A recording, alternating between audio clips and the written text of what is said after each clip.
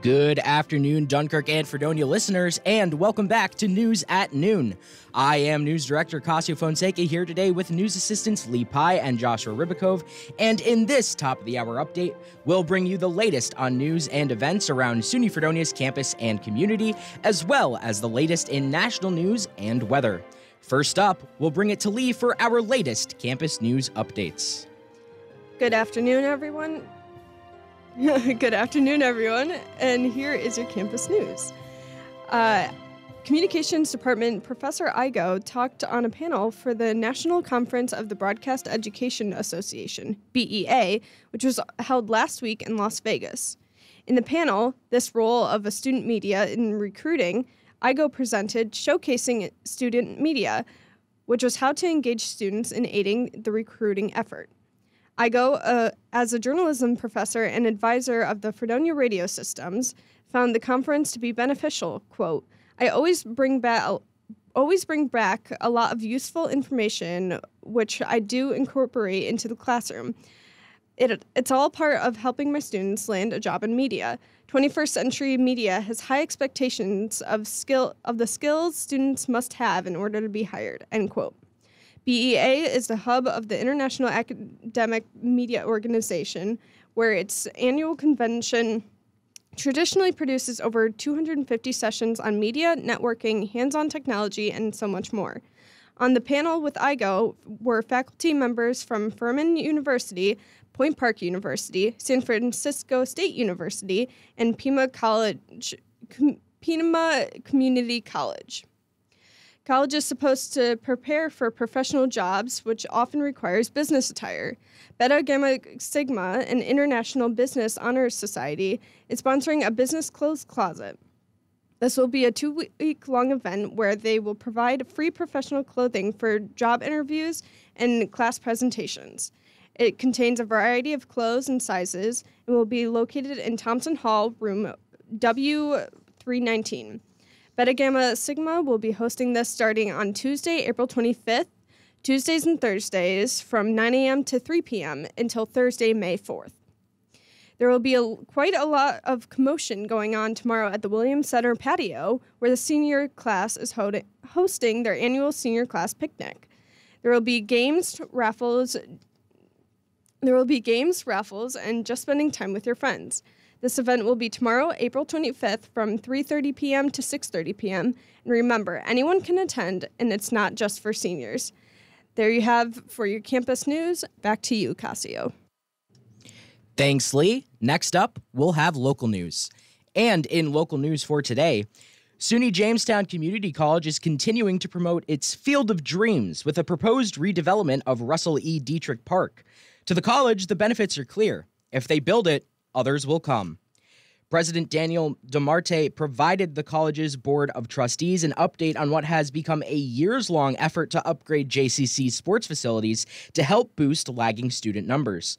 Quote, this project, unlike some of the others we've talked about the last 2 to 3 years, has a direct impact on enrollment and what happens in residence halls. DeMarte said last week. As recently as last fall, the college had promoted the construction of a new soccer field as part of larger overall sport facility upgrades. However, county lawmakers eventually axed nearly $1 million from the 2023 budget for the soccer field project, which also would have needed college and state funding. Instead, as indicated by DeMarte, JCC is focusing on redeveloping an aging Dietrich Park to host baseball, softball, and soccer games on artificial turf. To make that happen, he said, it would make more sense financially if the city of Jamestown transferred the park to JCC. In order to have access to critical capital funding, DeMarte said JCC would need to own the facility already used by the college's baseball team, as well as the Jamestown Tarp Skunks of the Perfect Game Collegiate Baseball League. Other funding for upgrades, previously estimated to cost tens of millions of dollars, would come from the state, county, and college itself. DeMarte said a business plan being written needs to be done prior to the May meeting of the Chautauqua County Planning Board, when members hear capital project requests. Planning members will then prioritize the projects before making a recommendation to county lawmakers. That's all for local news today, and in national news, we bring it to Josh. Thanks, Cascio. Yesterday, foreign governments evacuated diplomats and staff from Sudan amid a Sudanese civil war that has been raging on for 10 days now. The two rival generals continue their battles despite allegedly calling for a truce during the 3 days that had been declared for Eid al-Fitr, a major Muslim holiday marking the end of Ramadan. Currently, thousands of Sudanese are trying to escape the country, mostly traveling north to Egypt. The 9 days of fighting have seen the death of over 420 people, including 264 civilians, with a total estimate of 3,700 wounded. According to European Union Foreign Policy Chief Josep Borrell, quote, "We have to continue pushing for a political settlement. We cannot afford that Sudan, which is a very populated country, implodes because it will be sending shockwaves around the whole of Africa," end quote. Fighting has eased enough that the United States had been able to evacuate U.S. Embassy personnel from Khartoum, though American officials claim the conditions are currently too risky for a government-coordinated evacuation of the thousands of American private citizens currently in Sudan. An investigation has just been ordered by a Florida attorney looking into the events of a shooting from April 15th in which two young adults had been delivering Instacart when they pulled into the wrong driveway and were subsequently shot at. The teenagers are 19-year-old Walds Thomas Jr. and 18-year-old Diamond Harley Darville, and the person who shot at them was 43-year-old Antonio Cacaville. Allegedly, when they pulled into the man's driveway, Cacaville sent his 12-year-old son to ask them to get off their property. The delivery workers claimed that they tried to leave after the young boy told them they were at the wrong house. Cacaville told investigators that the delivery workers had been driving erratically and hitting property, such as boulders and his fence. He says that they drove over his foot as they pulled into reverse, at which point Antonio Cacaville pulled out his handgun and allegedly attempted to shoot at the vehicle's tires. The delivery workers left the property uninjured, with none of the shots hitting them. The police seem uncertain if a crime occurred, and according to a report from the Davie Police Department, quote, "Each party appears justified in their actions based on the circumstances they perceived," end quote. Nobody involved has been charged with any crimes, and the police report that they returned Cacaville's gun to him after having closed the case. A court case has just found an Indiana school district not guilty after pressuring Brownsburg High School music teacher John Kluge to resign after he had consistently and intentionally singled out trans students by misgendering them and using their dead names. In 2017, district officials began requiring high school teachers to use the names and pronouns listed in the school's official databases, with students able to change their listings with letters from parent and doctor. The schools tried to accommodate Kluge by telling him he could refer to students by their last names alone, but he continued to single out students for their gender identities. Kluge claims to have had a religious objection and sued the school district for religious discrimination after resigning.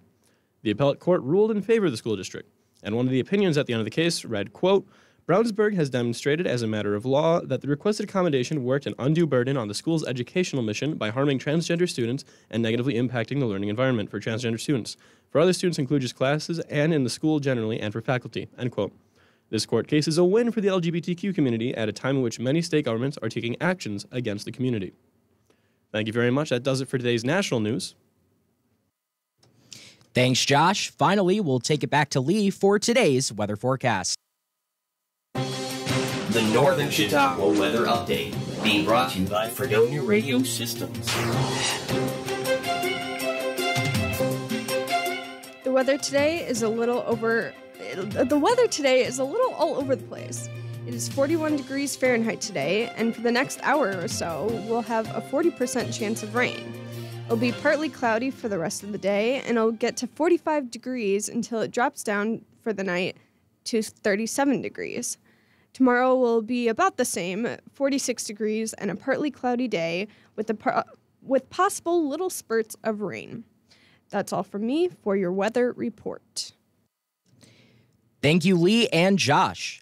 That'll wrap it up for this Monday's edition of News at Noon. Local news for this broadcast was prepared and read by Cascio Fonseca. National news was prepared and read by Joshua Ribakove, while campus news and weather were prepared and read by Lee Pye. Board operations for this broadcast were performed by Cascio Fonseca. Join us for more top-of-the-hour news updates on Wednesday, and until then, take care.